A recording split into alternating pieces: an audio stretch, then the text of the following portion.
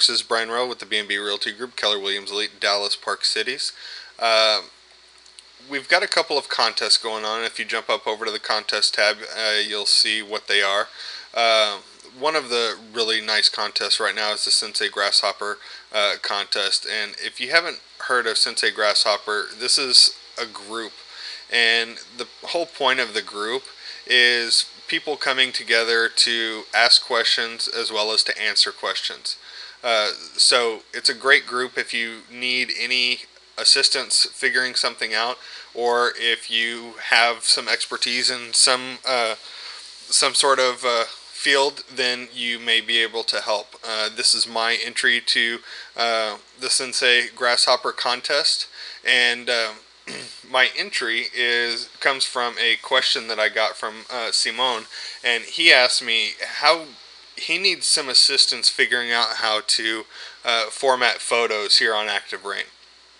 So I'm going to jump over to one of my blog posts, and we'll see I'm posting a listing here.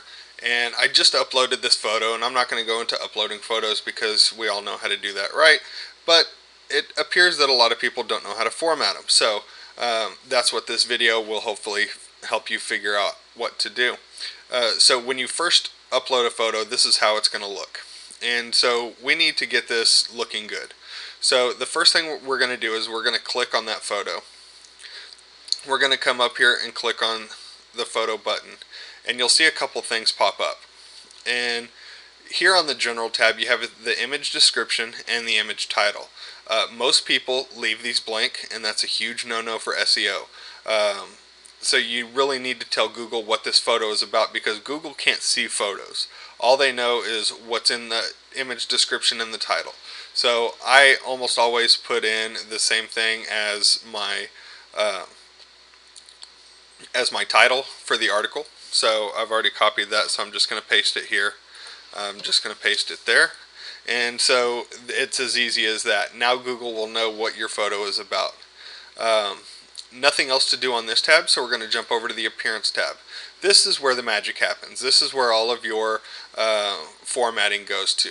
So this little feature right here that you see kind of shows you what your picture is going to look like after it's formatted. So click on Alignment, and we're going to see what it says for baseline. No real change. Top, you see that first line moved up to the top of the picture, but there's still a big blank spot. Middle, it's in the middle, obviously. Bottom, it goes back to the bottom. Text top, pretty much the same thing. Not exactly sure what the difference is between text top and text bottom and top and bottom, but the ones that I usually use are this left and right. So if you push it over to the right, you see that all of the text comes up. Not just part of it, all of the text comes up. Same thing if you go left. So you don't have just one odd line somewhere in there. So I usually choose right. And then dimensions. This is the size of your photo. The cool thing is that it's going to constrain proportions so that you don't have it all stretched out and wacky, looking like you're in some kind of a circus mirror or something. So if you want to resize your photo, a good rule of thumb for dimensions is either a 200, 250, 300 type width. And you see I'm going to put it 200 by 200, but that's not the original proportion. So when I click off of it, it's automatically going to change it. And then the other cool thing that I like is this vertical space. I'm going to change this back to left so you can see. You see how everything hugs the border of the picture just by putting in a little bit of vertical text. And this is done by pixels, so 10 is a very small amount. And then 10 here. You see how it builds just a little bit more border. Now we can probably get rid of that vertical space, and it has that nice little border there. If you want an actual, like a black border, you can put in like a 2-pixel border or whatever, and it'll go around it. I typically don't have any type of borders or anything like that. So the Advanced tab, I haven't found much use for this, so I don't use it at all. I pretty much stick with Appearance in general. So now we've got that set up. You can see how my photo comes up. The last thing we're going to do is we're going to add a link here.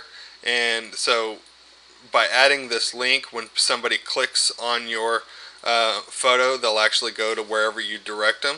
So we can definitely do that. My name is Brian Rowe. If you have any questions, let me know.